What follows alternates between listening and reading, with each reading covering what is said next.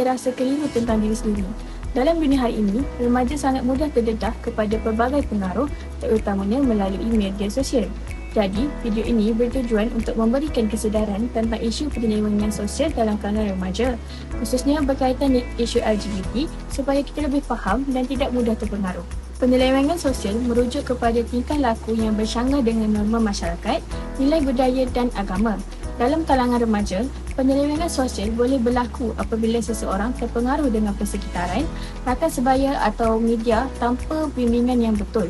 Jika tidak ditangani, ia boleh membawa kepada masalah delinkuensi remaja seperti konflik identiti dan tekanan emosi. Jadi, salah satu isu yang sering dibincangkan hari ini ialah LGBT, khususnya gay. Istilah ini merujuk kepada lelaki yang mempunyai tarikan emosi atau seksual terhadap lelaki lain. Di Malaysia, isu ini dianggap bertentangan dengan norma agama, budaya timur dan juga undang-undang. Dalam kalangan remaja, pendedahan awal tanpa kefahaman yang betul boleh menimbulkan kekeliruan identiti.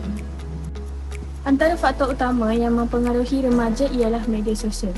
Media sosial boleh menormalisasikan sesuatu perkara melalui kandungan yang berulang dan meluas.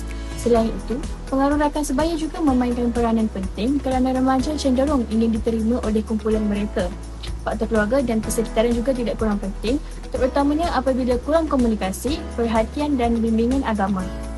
Kesan penyelewengan sosial ini bukan sahaja melibatkan tingkah laku, malah emosi dan mental remaja. Antaranya ialah tekanan perasaan, konflik identiti diri, pengasihan sosial dan rasa rendah diri. Ada remaja yang menarik diri daripada keluarga dan masyarakat kerana takut dihukum atau dipandang serong. Keadaan ini boleh menjejaskan masa depan remaja jika tidak ditangani dengan cara yang betul. Ibu bapa memainkan peranan penting dalam memberikan perhatian, kasih sayang dan bimbingan kepada anak-anak. Guru dan kaunselor juga berperanan sebagai tempat rujukan yang selamat untuk remaja meluahkan perasaan. Manakala, masyarakat perlu mengamalkan pendekatan yang berhemah dan tidak bersifat menghukum. Oleh itu, pendekatan yang berhemah amat penting.